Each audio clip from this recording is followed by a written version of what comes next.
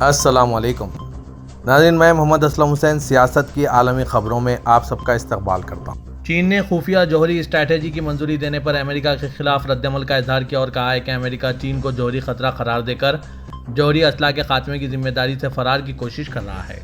چین وزارت خارجہ کی ترجمان ماو ننگ نے دارالحکومت بیجنگ میں منعقدہ ایک پریس کانفرنس میں امریکی روزنامہ نیو یارک ٹائمز کے شائع کردہ اور صدر جو بائیڈن کے امریکی فوج کو روس، چین اور شمالی کوریا کی طرف سے کسی ممکنہ جوہری جنگ کے مقابل تیاری کا حکم دینے سے متعلق دعوے کا جائزہ لیا۔ ماو ننگ نے کہا ہے کہ حالیہ سالوں میں امریکہ چین کو جوہری خطرہ قرار دے رہا ہے اور اس دعوے کو جوہری اسلحے کے خاتمے کی ذمہ داری سے بچنے کے لیے بطور بہانہ استعمال کر رہا ہے۔ انہوں نے کہا کہ دنیا میں جوہری اور اسٹریٹجک خطرات کا ذمہ دار خود امریکہ ہے۔ چین کے جوہری ایمونیشن کی تعداد کبھی بھی امریکہ کے برابر نہیں ہوئی۔ چین جوہری اسلحہ کے استعمال میں پہل نہ کرنے کی پالیسی پر کاربند ہے اور اپنی جوہری صلاحیت کو قومی دفاعی ضروریات کی کم ترین سطح پر برقرار رکھے ہوئے ہیں۔ ہم دوسرے ممالک کے ساتھ اسلحہ کی دوڑ میں شامل ہونے کا ارادہ نہیں رکھتے۔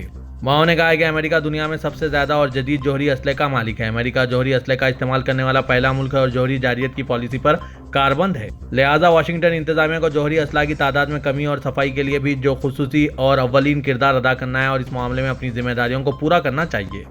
انہوں نے کہا کہ امریکہ کو جوہری اسلحہ کے تبادلے، جوہری جارحیت کے پھیلاؤ اور جوہری اتحادیوں میں توسیع جیسے گلوبل اور علاقائی امن کی منفی اقدامات سے بھی پرہیز کرنا چاہیے۔ امریکہ کے مرکزی فورسز کمانڈ آفس سینٹ کوم نے کہا ہے کہ U S S Abraham Lincoln aircraft carrier بحری جہاز مشرق وسطی میں پہنچ گیا ہے۔ Social media platform X سے جاری کردہ اعلان میں سینٹ کوم نے کہا ہے کہ F-35C اور FA-18 بلاک 3 جنگی طیاروں کے کیریئر والا بحری جہاز U S S Abraham Lincoln امریکہ مرکزی فورسز کمانڈ آفس کی ذمہ داری کے علاقے میں پہنچ گیا ہے۔ واضح ہے کہ 31 جولائی کو حماس سیاسی بیورو کے سربراہ اسماعیل ہنیہ اور حزب اللہ کے لیڈروں میں سے فواد شکرو کے قتل کے بعد امریکہ کے وزیر دفاع لائیڈ آسٹن نے ایران اور اس کے اتحادیوں کی طرف سے کسی ممکنہ حملے کے مقابل اسرائیل کے دفاع کو مضبوط بنانے کی خاطر U S S Abraham Lincoln aircraft carrier بحری جہاز اور یو ایس ایس جارجیا جوہری آبدوز کو علاقے میں بھیجنے کا حکم جاری کیا۔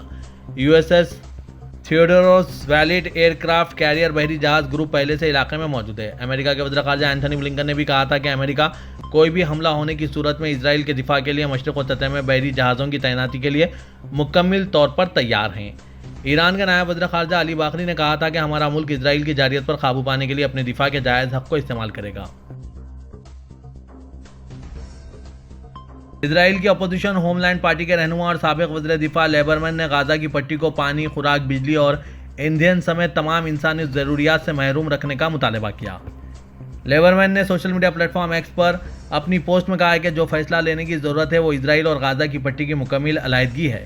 اسرائیلی سیاستدان نے پوسٹ میں کہا کہ نہ پانی، نہ بجلی، نہ سامان، نہ ایندھن اور نہ ہی ٹرانزٹ گزرگاہ مگر مکمل تباہی۔ غزہ کی پٹی پہ جبری طور پر بے گھر ہونے والے تقریباً 20 لاکھ فلسطینی علاقے پر اسرائیل کی پابندیوں، سرحدی دروازوں کا کنٹرول سنبھالنے اور ادویات اور انسانی امداد کے داخلے کو روکنے کی وجہ سے مشکل حالات میں زندہ رہنے کی تک مشکل کر رہے ہیں۔ اکتوبر سے غزہ کی پٹی پر اسرائیل کے حملوں میں کم از کم 16,480 بچوں اور 10,980 خواتین سمیت 40,223 فلسطینی جاں بحق اور 92,981 زخمی ہوئے ہیں۔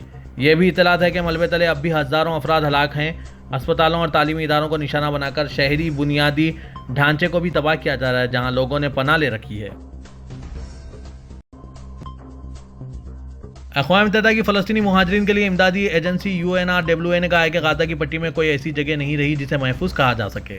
غزہ میں UNRWA کی تجربہ کار اہلکار برائے اطلاعات لوئس واٹریچ نے social media platform X سے جاری کردہ اپنے پیغام میں کہا ہے کہ غزہ میں اب کوئی جگہ محفوظ نہیں ہے۔ یہاں کے انسان اس حالت میں ہیں جیسے وہ موت کے انتظار میں ہوں۔ انہوں نے کہا کہ اسرائیل کے انسانی قرار دیے ہوئے علاقے فرنٹ لائن بن چکے ہیں اور غزہ کے شہری اس فرنٹ لائن سے محض چند بلاک کی مسافت پر ہیں۔ واضح ہے کہ اسرائیل 17 اکتوبر سے جاری حملوں میں کم از کم 40,223 فلسطینیوں کو قتل کر چکا ہے۔ حملوں میں زخمی ہونے والے فلسطینی شہریوں کی تعداد 52,981 ہے۔ غزہ میں بطور واحد عوامی پناہ گاہ زیر استعمال اسپتالوں اور تعلیمی اداروں کو نشانہ بنا کر شہری انفراسٹرکچر بھی تباہ کیا جا رہا ہے۔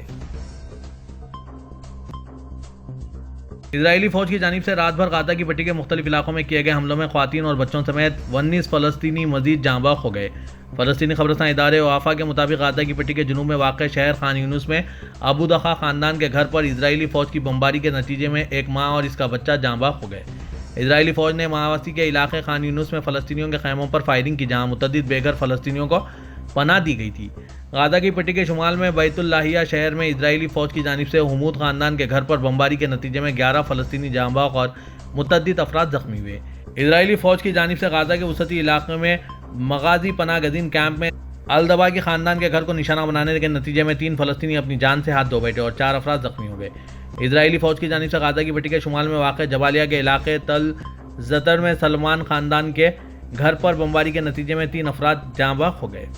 اسرائیلی فوج کی جانب سے غزہ کے وسطی علاقوں میں واقع نصرت پناہ گزین کیمپ میں الجدیلی خاندان کے گھر پر بھی بمباری کی گئی اور متعدد فلسطینی زخمی ہو گئے۔ بیلجیم نے دارالحکومت برسلز اور فرانسیسی زبان بولنے والے علاقوں کے پرائمری اور مڈل اسکولوں میں طالب علموں کے لیے اسمارٹ فون کو ممنوع کر دیا ہے۔ والونیا برسلز تعلیمی نیٹ ورک WBE کے فیصلے کی روح سے فرینچ میڈیم 173 اسکولوں میں 26 اگست سے شروع ہونے والے 2024-25 تعلیمی سال کے دوران پرائمری اور مڈل اسکول کے طالب علموں کے لیے اپنے ساتھ اسمارٹ فون لانے کو ممنوع قرار دیا ہے۔ اس ممانعت کا اطلاق 1,32,600 طلبہ و طالبات پر ہوگا۔ دوسری طرف ملک کے فلمش میڈیم اسکول میں تاحال اس ممانعت پر بحث جاری ہے۔ واضح کہ بیلجیم میں تمام اسکولوں کے اپنے اپنے اصول و قواعد ہیں۔ بعض اسکولوں میں تمام الیکٹرانک آلات کو اسکول میں ساتھ لانا ممنوع ہے تو بعض اسکول اس معاملے میں لچک کا مظاہرہ کرتے ہیں۔ WBE نے پابندی کی وجوہات بتاتے ہوئے کہا ہے کہ اسکول کے بچے اسمارٹ فون سے ایک دوسرے کی ویڈیو بنا کر سوشل میڈیا پر پھیلاتے ہیں۔ بچوں کی یہ حرکت معاشرے میں زیادتی کے جرائم میں بتدریج اضافہ کر رہی ہے۔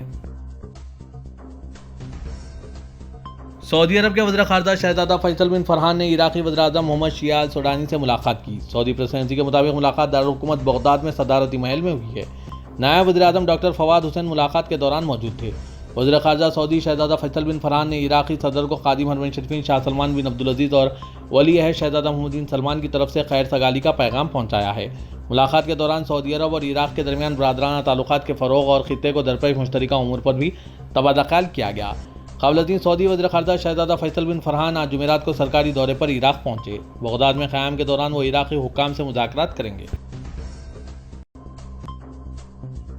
سعودی وزیر ٹرانسپورٹ لاجسٹک سروس صالح جاسر نے کہا ہے کہ ریاض میٹرو رواں سال چلنا شروع ہو جائے گی، جو royal commission for Riyadh city کے پہلے اعلان کے مطابق ہے۔ عکاس اخبار کے مطابق انہوں نے ریاض میٹرو کو ایک بڑا میٹرو پروجیکٹ قرار دیا جسے ایک ہی مرحلے میں مکمل کیا جا رہا ہے۔ انہوں نے کہا کہ آئندہ سال 2025 میں ریاض ایئر بھی پروازوں کا آغاز کرنے جا رہی ہے۔ واضح میٹرو 6 ٹریکس پر مشتمل ہے جس کی مجموعی لمبائی 176 کلومیٹر ہے۔ اس کے 84 اسٹیشنز ہیں جو دارالحکومت کے بیشتر علاقوں کا احاطہ کریں گے۔ ایک رپورٹ کے مطابق ریاض شہر کی سڑکوں پر 90% لوگ پرائیویٹ گاڑیوں کے ذریعے جبکہ 10% روایتی ٹیکسیوں اور ایپ ٹیکسی سروس کے ذریعے سفر کرتے ہیں۔ امید کی جا رہی ہے کہ میٹرو سے ٹریفک ازدحام میں کمی آئے گی اور کاربن کے اخراج کو بھی کم کیا جا سکے گا۔ سعودی پورٹ اتھارٹی اور میریسک نے اس منصوبے میں تعاون کیا جس میں کل 1.5 ارب ریال کی سرمایہ کاری شامل ہے۔ سعودی عرب کے انٹرٹینمنٹ اتھارٹی کے سربراہ ترکی آل شیخ نے عالمی باکسنگ مقابلے سے نئے ریاض سیزن کے آغاز کا اعلان کیا۔ سبق ویب سائٹ کے مطابق انہوں نے کہا ہے کہ 12 اکتوبر کو ریاض میں کراؤن شو ڈاؤن 4 کے عنوان سے باکسنگ مقابلہ ہوگا۔ انہوں نے کہا کہ عالمی باکسنگ میں متعدد باکسروں کے درمیان کے مقابلے ہوں گے۔ یہ مقابلہ باکسنگ کے شائقین کے لیے انتہائی اہم اور دلچسپ ہیں جنہیں دنیا بھر میں براہ راست دکھایا جائے گا۔ انہوں نے کہا کہ عالمی باکسنگ مقابلے ریاض سیزن کا اہم حصہ ہے جو اب دنیا بھر میں مشہور ہو گیا ہے۔ واضح کہ ریاض سیزن سعودی عرب کا سب سے بڑا تفریحی ایونٹ ہے جس میں ہر مرتبہ نئی تفریحی کمپنیاں حصہ لیتی ہیں۔ وزیر اعظم پاکستان شہباز شریف نے عرب ممالک سے تیز، مؤثر اور کم لاگت میں رقوم بھجوانے کے نظام بونا راست کے حوالے سے منعقدہ تقریب سے خطاب میں کہا کہ سمندر پار پاکستانیوں کے لیے یہ تاریخی اقدام ہے جس سے انہیں ڈیجیٹل ادائیگیوں میں سہولت ملے گی۔ آج جمعرات کو منصوبے کی افتتاحی تقریب سے خطاب میں وزیر اعظم پاکستان نے کہا ہے کہ بونا راست منصوبے سے بین الملک پاکستانی مستفید ہوں گے اور پاکستان کو عرب ممالک سے ڈیجیٹل ادائیگی میں سہولت ملے گی۔ وزیر اعظم پاکستان شہباز شریف نے کہا کہ بونا راست منصوبہ پاکستان کا پہلا کراس بارڈر رقوم کی منتقلی کا نظام ہے اور سمندر پار پاکستانیوں کے لیے یہ تاریخی اقدام ہے۔ انہوں نے مزید کہا کہ اس گراؤنڈ بریکنگ اقدام سے پاکستان کے عرب دنیا کے ساتھ تعلقات جدید ٹیکنالوجی کے ذریعے مزید مضبوط ہوں گے۔ وزیر اعظم پاکستان کا مزید کہنا تھا کہ آج ہم ڈیجیٹل گورننس کے نئے دور میں داخل ہو رہے ہیں۔ اس تاریخی سنگ میل سے عرب دنیا کے ساتھ ہمارے تعلقات مزید مستحکم اور جدید خطوط پر استوار ہوں گے۔ اس تاریخی منصوبے سے پاکستان تاریخی وطن کو اپنے خاندانوں کی بروقت امداد اور رقوم کی منتقلی میں مدد ملے گی۔ انہوں نے کہا کہ بونا راست سے عوام کو سہولت اور کاروبار فروغ پائے گا۔ اس منصوبے سے رقوم کی منتقلی کے غیر روایتی چیلنجز کا خاتمہ ہوگا۔ पाकिस्तान के मरकजी स्टेट बैंक ऑफ पाकिस्तान के गवर्नर जमील अहमद ने कहा है कि वो करेंसी नोटों के डिज़ाइन में तब्दीली पर काम कर रहे हैं। आज सैनेट के क़यामगाह कमेटी बराए ख़जाना के सेनेटर सलीम मांडवालिया के सरबराही में हुए इजलास में गवर्नर स्टेट बैंक ने बताया कि इस साल के आखिर तक हम नए करेंसी नोटों से मुतालिक काम मुकम्मल कर लेंगे। जमील अहमद ने कहा कि नए करेंसी नोटों में सिक्योरिटी के फीचर ज़्यादा रखे जाएंगे। उन्होंने कमेटी को ब्रीफिंग देते हुए बताया कि हम देखेंगे कि प्लास्टिक नोट्स की लाइफ कितनी है। हम प्लास्टिक करेंसी को टेस्ट कर रहे हैं, अगर अवामी कबूलियत हुई तो जारी कर देंगे। इस पर कमेटी के एक रुकन सैनेटर शाहजेब दरानी ने कहा कि हम तो प्लास्टिक के खात्मे पर काम कर रहे हैं और प्लास्टिक करेंसी लाना चाहते हैं। इजलास के दौरान कमेटी एक और रुकन सैनेटर मोहसिन अजीज़ ने तवज्जो दिलाई हुई कि 5000 का नोट करप्शन की जड़ है। जहां करप्शन है वहां 5000 का नोट है। ये नोट तकियों के नीचे और तहखानों में होते हैं। अगर 5000 का नोट ख़त्म कर दें तो ये सिलसिला रुक सकता है। हिंदुस्तान के वज़ीर-ए-आज़म नरेंद्र मोदी ने आज जुमेरात को एक बार फिर अक़वाम मुत्तहिदा में इस्लाहात पर जोर दिया। उन्होंने कहा कि आलमी चैलेंजों से निपटने और इनसे हल के लिए अक़वाम मुत्तहिदा समेत बैनुल-अक़वामी इदारों में इस्लाहात की ज़रूरत है। हिंदुस्तान के वज़ीर-ए-आज़म नरेंद्र मोदी अपने 2 रोज़ा दौरे पर पोलैंड पहुंचे। दोनों रहनुमाओं ने आज जुमेरात को वफ़ूद की सतह पर बातचीत के बाद मुश्तरका प्रेस कॉन्फ्रेंस से खिताब किया। इस मौके पर वज़ीर-ए-आज़म नरेंद्र मोदी ने कहा, इस सब के दरमियान हिंदुस्तान और पोलैंड करीबी हम आहंगी के साथ बैनुल-अक़वामी सतह पर आगे बढ़ रहे हैं। हिंदुस्तान के वज़ीर-ए-आज़म ने कहा कि मैदान जंग में कोई मसला हल नहीं हो सकता। वज़ीर-ए-आज़म ने कहा कि किसी भी बहरान में मासूम लोगों की मौत पूरी इंसानियत के लिए एक बड़ा चैलेंज बन चुकी है। वज़ीर-ए-आज़म मोदी ने कहा कि हिंदुस्तान अमन और इस्तेहकाम की बहाली के लिए बातचीत और सिफारतकारी की हिमायत करता है। इसके लिए वो अपने दोस्त ममालिक के साथ मिलकर हर मुमकिन मदद फराहम करने को तैयार हैं। हिंदुस्तान के वज़ीर-ए-आज़म ने कहा कि पोलैंड जनवरी 2025 में यूरोपीय यूनियन की सदारत संभालेगा और इन्हें उम्मीद है कि इस मुद्दत के दौरान हिंदुस्तान और यूरोपीय यूनियन के दरमियान ताल्लुकात मज़ीद मजबूत होंगे। वज़ीर-ए-आज़म नरेंद्र मोदी ने कहा कि पोलैंड के लोग हिंदुस्तान और संस्कृत के बड़े मदाह हैं। ये चीज़ दोनों ममालिक को एक दूसरे के करीब लाती है। हिंदुस्तान के वज़ीर दिफा राजनाथ सिंह अमेरिकी वज़ीर दिफा लॉयड ऑस्टिन की दावत पर अमेरिका के 4 रोज़ा दौरे पर आज जुमेरात की शाम वाशिंगटन पहुंच गए हैं। दौरे के दौरान वज़ीर दिफा राजनाथ सिंह अपने अमेरिकी हममनसब के साथ 2 तरफ़ा मीटिंग करेंगे और अमेरिकी कौमी सलामती के मुशीर जैक सल्वान से भी मुलाकात करेंगे। राजनाथ सिंह की रवानगी से कबल वज़ारत दिफा ने कहा कि यह दौरा हिंदुस्तान अमेरिका ताल्लुकात में बढ़ती हुई रफ्तार और मुतअद्दिद सतहों पर दिफाई मसरूफियात के पस मंज़र में है। इस दौरे से हिंदुस्तान अमेरिका जामे आलमी स्ट्रैटेजिक पार्टनरशिप को मज़ीद गहरा और वसी करने की उम्मीद करता है। बांग्लादेश की ऊपरी हुकूमत ने आलमी बैंक से बजट के तौर पर $1 बिलियन की इमदाद मांगी है। ये कॉल ढाका में मुल्क के पावर, एनर्जी और मादनी वसाइल के मुशीर मोहम्मद फौजुल कबीर खान की बांग्लादेश और भूटान के लिए आलमी बैंक के कंट्री डायरेक्टर अब्दुल अयाज शेख के साथ मुलाकात से हुई। उन्होंने यह दरख्वास्त इस वक्त की जब वजारत बिजली और तोनाई की दरामदी लागत में सप्लाई करने वालों के $2 बिलियन से ज़्यादा वाजिबुल अदा हैं।